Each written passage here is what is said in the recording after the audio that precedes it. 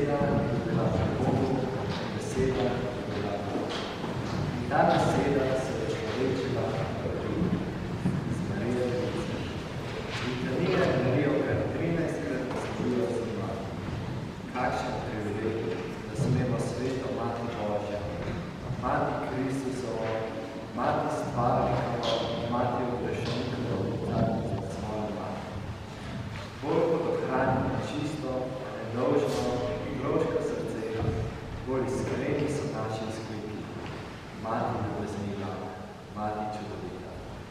Otroški pevski zbor Mariji podaril mali cvet, ter se ji prisrčno zahvalil s pesmijo Malo Marija.